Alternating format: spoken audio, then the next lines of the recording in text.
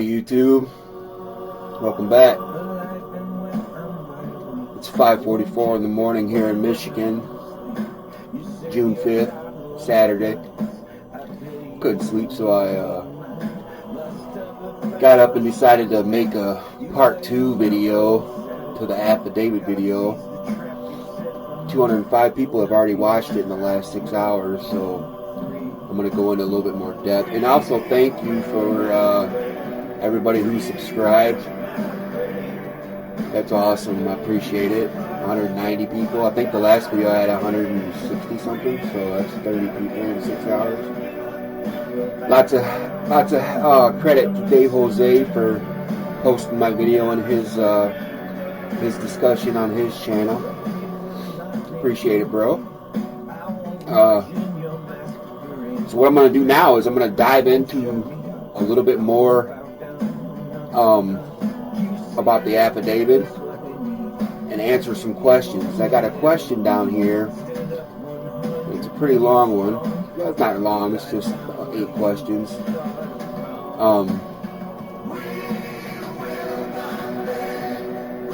John Hovis, 6 hours ago, he wrote, "Thanks, that sure does simplify the whole affidavits process. I do still have questions though. Where can I get my hands on a box of these, and how many are in a box full?" Well, John, they don't really come in a box unless you can buy them at an office supply store, but there's templates all over the internet. If you go back to my how to populist revolt video, you'll see that there's a tab under populist revolt that has affidavit templates. You can always use that. You don't have to be super fancy. Just make sure you're truthful and to the facts. Can I make up my own? Can I make up on my affidavits as long as they are certified? I'm not sure what you mean by that. Make up on. They need to be certified, yes, and I'll explain that. Notary Public can do it for you. Most banks have a notary public. You can find more, like maybe your post office or any kind of affiliate. Some lawyers' offices. Is there any way to screw up an affidavit? Because I do tend to screw up at times. Don't be so hard on yourself. We're all human. God's teaching us all right now, so just bear with us. Any way to screw up on an affidavit? Yeah, you could. Well, number one, you could not tell the truth, and there's obviously edit situations and stuff like that. There's another way you could screw up is if you sign it before you take it in to get it notarized, because it has to be signed in front of the notary herself, or him or herself. They have to witness you signing it. So that's a little heads up. Don't sign it until you're there at the bank or wherever you're going to get it notarized. How much does an affidavit cost? Nothing, just your time and REMA. You need to get some copy paper and ink cartridge, whatever that costs you, your internet fee. I guess there's a percentage if you add all that stuff together and the amount of time it takes you to type it up and mail it out. You will have to take it to get it certified mail at the USPS, the United States Postal Service. You can't really go through say FedEx or anything like that. You want to send it through the U.S. mail. So whatever the shipping cost from wherever you're located at will cost. So I don't know. You could probably get the whole thing done you could send one envelope with 30 affidavits all to the same address and have them all individually named for each senator. I'll show you what I mean by that. But yeah, these don't cost a whole lot, not for the power that they hold. Do I need to make copies of the affidavits? Well, yeah, if you're sending them to more people. And unless you copy them in your computer, I would I would definitely print off a copy and just have it for your own records, showing what date you sent it and everything, in case something ever does happen. And if you send it certified mail, you'll get a confirmation that they got it. They have to sign for it. Somebody, say I sent my stuff to Lansing up to the state capitol here in Michigan. Somebody in Lansing, whoever receives that, has to sign that slip that the mailman gives them, saying that yes, I took possession of these affidavits. So actually, the mailman is the one who kind of serves them, but you are serving him directly because it's your name on the affidavit. So do I serve it to the person, company, or police officer, or judge, or who?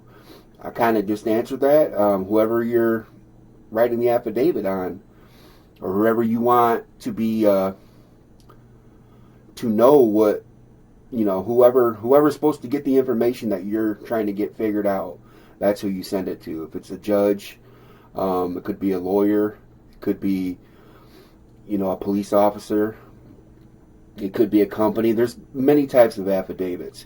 I'll explain a couple of those, and that'll help you answer number 6. Number 7, who certifies affidavits? Anyone that is certified certifier, or only judges? It would really help me out if you could answer these questions for me. I may have more questions later, but I can get these answered. Maybe I could get it started with a box full right now, right away. Thank you again.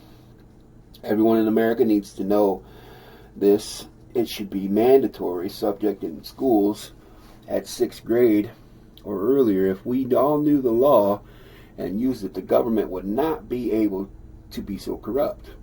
I'll even put number 8 down here. Oh, can an affidavit be served across state lines? Yes, it can, but it has to be notarized in your own jurisdiction. So say you live in, I'm in Michigan in Berrien County, so I would have to have it notarized for a Berrien County, through a Berrien County bank or a notary. Across state lines, as far as you being out of state, like say I'm from Michigan and I was hanging out down in Florida and I witnessed a car accident and I was the only one there that witnessed it and the police officers wanted me to sign an affidavit. Well, because I'm out of my jurisdiction, the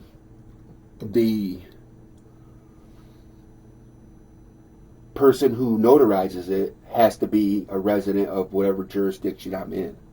So say it's Miami-Dade County. I'd have to go to a Miami-Dade County bank, find a Miami-Dade County notary, and have them notarize my sworn affidavit because I'm out of state. So as long as one entity is in the state that the affidavit is being served in, it goes across lines. So your answer to number 8 is yes. The answer to number 7, who certifies them? Whoever certifies them would be like the next step in the case. Like if it goes to arbitration, or sometimes lawyers can use it as a negotiating tool, and they can work out a negotiation before going to court. There's different ways affidavits work, but certified, usually they go to a judge, or they're part of evidence. This is your sworn testimony. It's like you're, excuse me, it's like you're being in court, and this is what you saw, and this is everything. A couple of other people, Unity, and John's asking Unity if he has the answers. Sorry I didn't get back to you right away.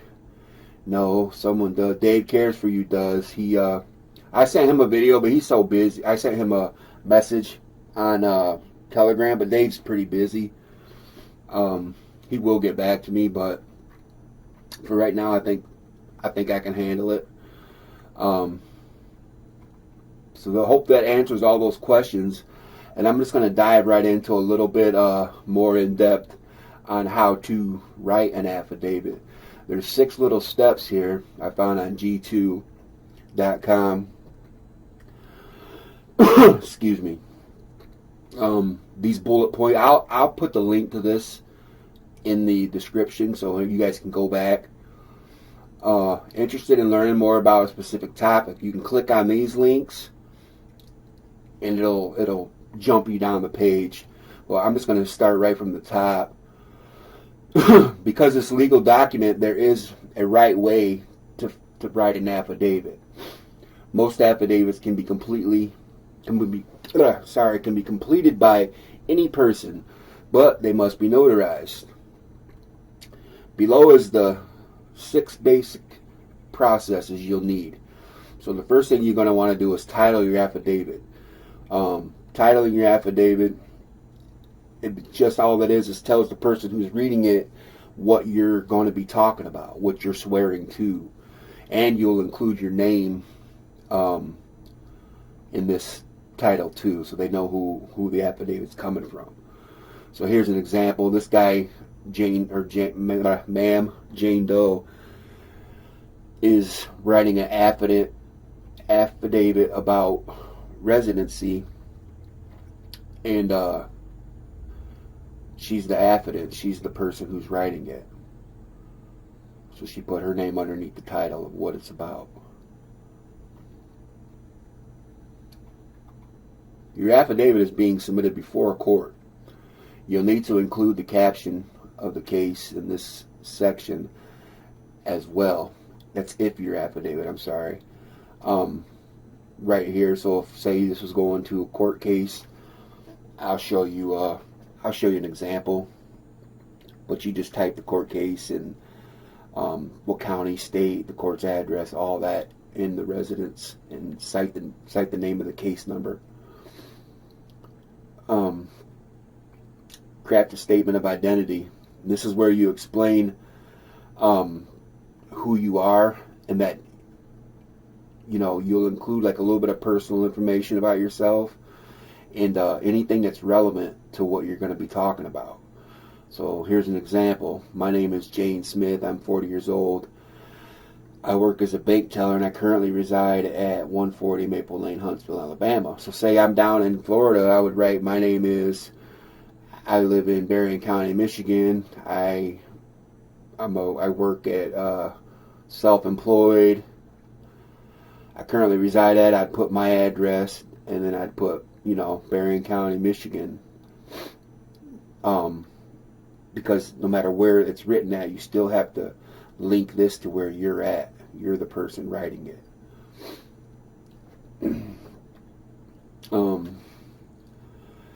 This section down here is like you don't have to include your life story, but you just have to be relevant information to the claims you're making. Here's an example. It's called a statement of truth. If you're writing a affidavit providing like an alibi for somebody accused of a crime, you would need to include your relationship to that person in the statement of identity. So right here it says, if, say I'm writing this because I saw my girlfriend get attacked, well then I could say I'm writing this affidavit as a witness to my girlfriend Sally Smith as she was walking across the street and got hit or whatever. You just have to explain it, what you're writing about. And then you go on to section 3, and these are statements of truth.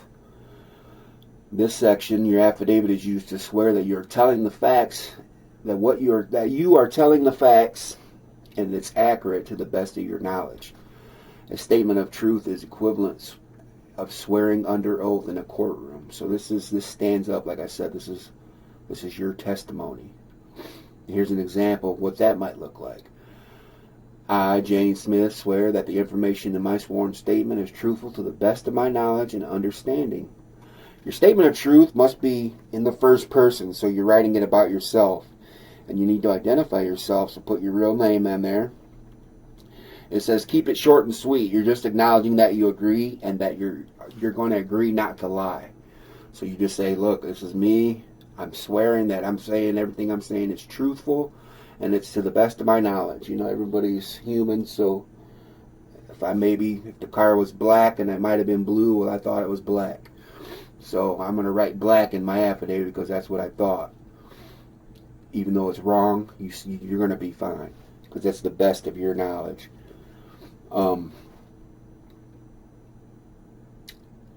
Then go down to, once you get that done, then you're going to want to lay out all the facts.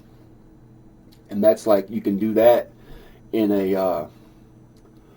like a bullet form, like a just chronological order. You know, that's the easiest way, going straight down the line. This says once you have all that, you're out of the way, it's time to state the facts. And this section of the affidavit will likely be the longest. There is no certain length.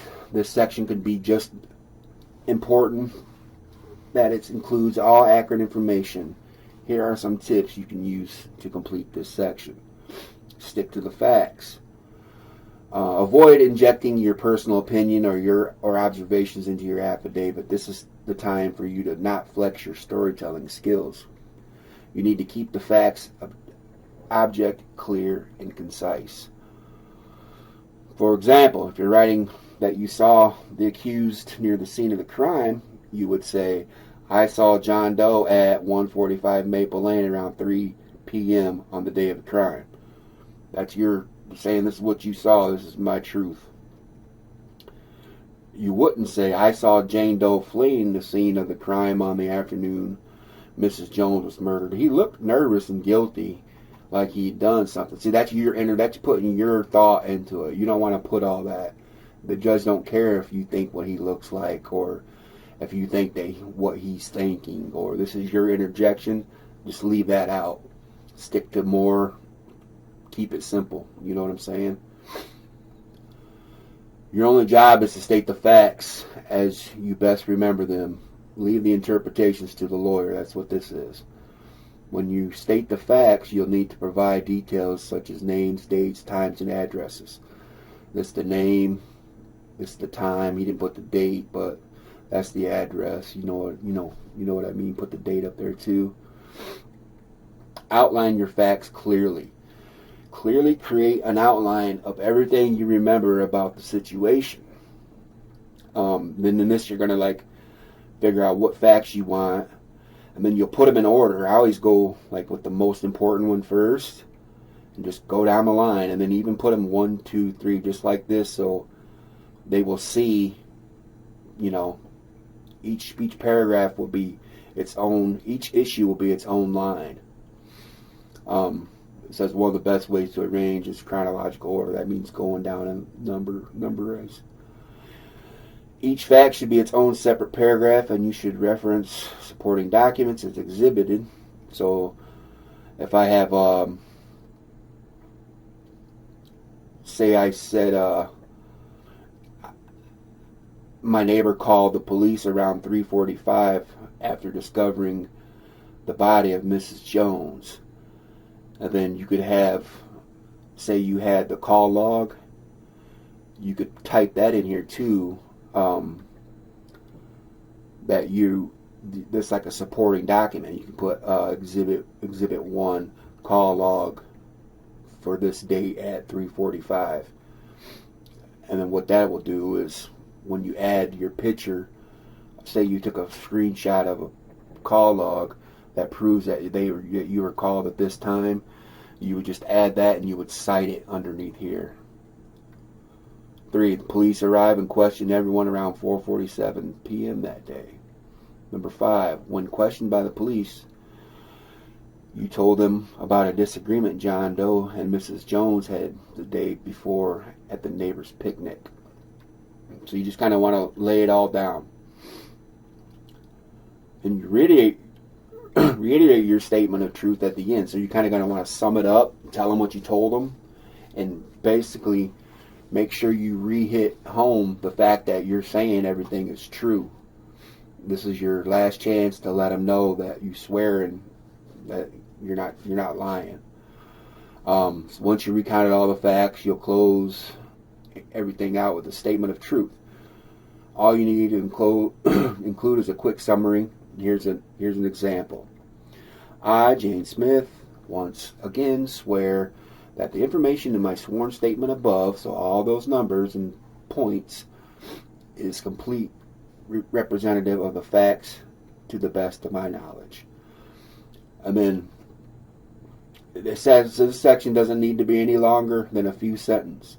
You can tweak the language a little bit, but for the most part, you just want to keep it pretty similar to your statement above. And then sign it and notarize it. The final step in completing your affidavit is signing and having it notarized. Some notaries charge a fee. It's probably like $4 or something. It's not much. You can complete most of your affidavits before having it notarized and witnessed, but don't sign it until you're in the presence of a licensed witness or notary. This part must be completed in the presence of a witness. It says you'll be doing more than signing on a single dotted line. You and the notary will need to sign. So they'll sign on and they'll stamp it. I'll show you an example of this a little better. And then if you made a change right then, you said, "Oh, I forgot I want to add this." Well, then you could hand write it in right there, and you guys would have to sign it. You would have to initial it and sign it, and the notary would sign it saying that it was changed right then. Each page of the affidavit. So if your affidavit's 3 pages long, these guys sign every page. If you've included exhibits in your affidavit, like I said up here, with say you're using a picture of a call log or a videotape or a surveillance camera, like say you have a ring door camera and you recorded something going on in front of your house, well then that ring door camera tape can be evidence that you submit along with the affidavit. So if you're going to include exhibits, the notary will need to review and sign those as well. Be sure to bring any related documents to your meeting with the notary. Otherwise, you'll have to come back and redo the entire process. So, along with your affidavit, bring the pictures of the call logs. That way, the notary can see everything you're going to give to the person that you're serving. In order to have something notarized, you will need to form an official identification. You will have to have an ID, passport, or something like that. While in the state allows for a remote notary, others will require you to have your affidavit notarized in person. Check your state laws. Some state laws have remote notary where you can have them notarized online, but it's best to go do it in person. It looks official when they see that stamp crimpled all inside their paper. I'm going to go over this real quick just because I know this video is probably getting long, but when you might need to write an affidavit, there's different reasons. Most of us are familiar with the concept of an affidavit through television and crime drama, but the reality is that affidavits aren't just used for detailing serious crimes. There's lots of mundane reasons that people might be asked to write and sign an affidavit. If you've got details of an event, say the day of the crime or whatever, say your grandma's dying and you want to make sure that, hey, I swear under oath that I'm her grandson and this is my grandma. I deserve whatever part of this inheritance. Somebody says you don't live there. You don't have a landlord's trying to kick you out and saying that this guy doesn't even stay there, and you can verify your residence. Be like, yes, I do. Here's my mail. Here's how long I've lived here. Business earnings, that's like if you're at work and you want to make sure that you're getting paid as much. You can, if you didn't get paid on your, say they shorted you 4 hours, you could sign an affidavit saying, hey, I was shorted 4 hours. Here's my time slip. This is what happened. Please fix it. And then they have to sign it and sign it saying that they got it. And they'll have like 3 days or whatever to fix whatever business problem you have. Confirming and receiving legal documents is basically the same thing we're doing here. Determine child custody. You'd like to be like, say I'm having a custody battle with my ex-wife, and I could say, you know, I swear under oath that my kids are with me 25% of the day, and they stay with me half the nights. You know, I work during the day, and then I get them every other night or whatever. You can. This is where you prove to how you can determine your your time with your children. It says an affidavit is a legal document used to collect details about an event. No matter what your reason for filling out one, you must be truthful. Knowingly lying on an affidavit is considered perjury, and you could face fines or even jail time. Then there's all these different types. I'm not going to go through them all, but this is just different. You can types of inheritance, affidavit of residence, divorce affidavits. Somebody stole your identity, you can write one of that. Anyway, there's different ones. So that explains, hopefully, like a little how-to, or basically what you want, the meat and potatoes of the whole thing. And then CanCon did one for the residents of Michigan to Mike Shirkey. But this name can be taken out and say Senator or Secretary, House Representative, Speaker of the House, Jason Wentworth. I can put that in here. Or you can have the main person cited at top, and then everybody you're charging along with this all signed in at the bottom. I'll show you what I mean. Up here is this is where I would put my name and my address. This is who it's going to. Okay. And then it says notice of affidavit. And then it says now comes affiant, and this is where you sign your name in front of you leave this blank until you get to the notary and sign it. I'll leave my email I'll leave my email address in the comments too. And if anybody wants, I can send them this audit doc. It's a PDF file, and it's privy to Michigan, but only because of the certain words. You can switch this up and still use the same outline. I'll show you what I mean. So like say you're in Kansas or whatever, you would say see Article 1, Section 1 of the Kansas Constitution. Sui juris is the court of record do make the following claim. Sui juris means in person, I believe.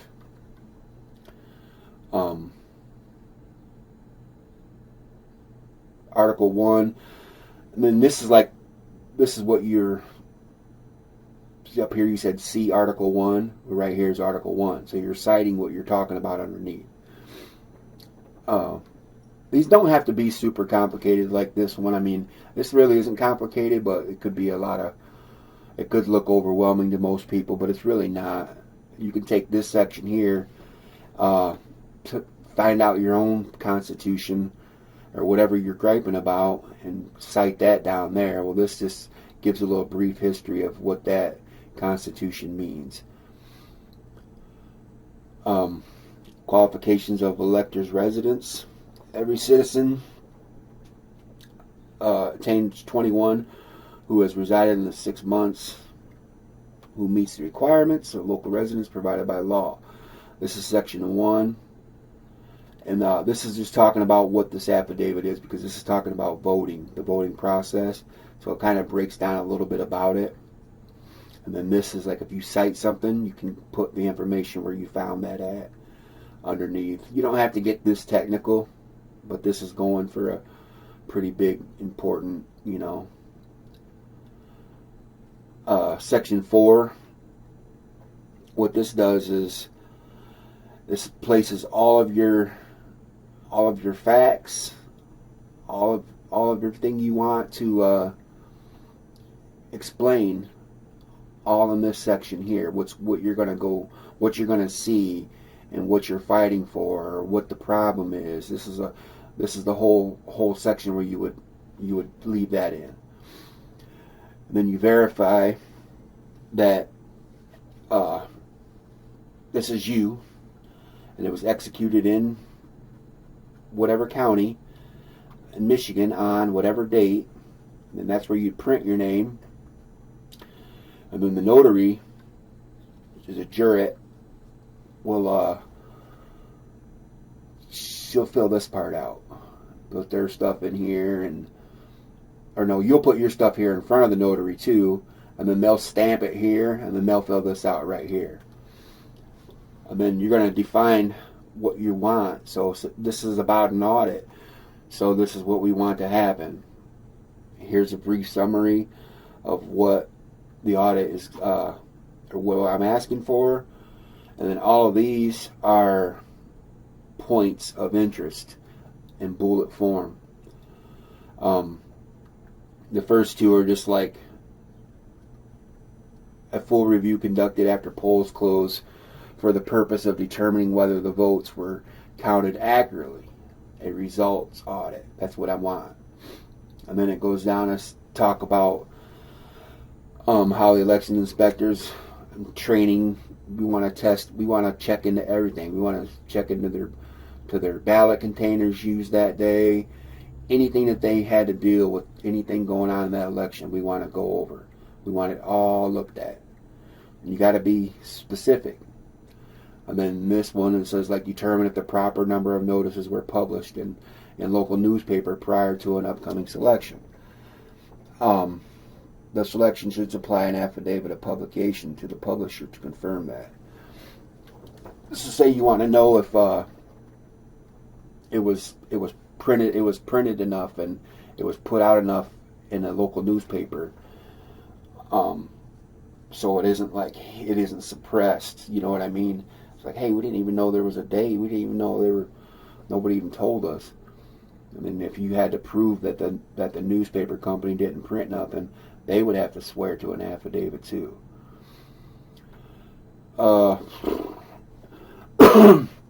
Then this is more of the facts. Tell them what we want. We want to ensure that the Michigan State has completed the MCL code and holds all the code and voting machines in trust. And you want to ensure, these are all like clauses in state laws. Like I said, it doesn't have to be this technical. You don't have to you don't have to know every clause and cite every clause. But like this one says that all jurisdictions and the government agencies have complied with this clause and have retained and preserved all voting records for 22 months. This clause states, if you look this up, this states that they're not allowed to destroy, get rid of, or anything after an election for 22 months. So on this point, we want to just make sure that they did that. And the reason we will know that is because we'll get an audit. All of this is same thing, different reasons, like reviewing the clerk's certificate, seeing that all the inspectors, including the chairperson, subscribe to the constitutional oath of office, so they all were sworn in. We kind of want to be specific, but you can be more vague, I guess, if it came down to it. And you could always have somebody help you figure all these points out, or to make it look a little bit more professional. But it can be as simple as you scratching down everything that you said, 1, 2, 3, 4, 5, 6, 7. I seen this happened here, and then she did this, and then I called the cops here, and then this is my statement here. You know what I mean? And then proof of service, and additional people noticed. So I declare that a true and accurate copy of the foregoing notices of the affidavit was sent by the United States Postal Service, certified mail, return receipt requested. So that means they're going to sign it and make sure they took possession of it. To the party listed below on whatever date, 2021, served by person serving the document, and these are the respondents. So say it's being sent to Gretchen Whitmer, Dana Nessel, Jocelyn Benson, the whole Supreme Court. Please notice all justices. Senator Mike Shirkey, Representative Jason Wentworth, he's the Speaker of the House. This dude's a big rhino. I wrote him an email in one of my videos. It says how to expose a rhino. Well, this is now he's going to get the affidavit too. Donna Lazinski, Pamela Hornberg, Youssef Rabi. A couple more, and that's it. That's how you end the affidavit. Like I said, I can send you this doc, and if you change this part to your state, all this stuff here, well, besides some of, you got to look through some of the clauses and stuff, but you could use this as a reference, and then put your own clauses and look into your own state laws and stuff in here. So obviously you wouldn't put Michigan election code, you would put Kansas election code or wherever you was from. But all this would stay the same. This would all work for the audit. All this would stay the same.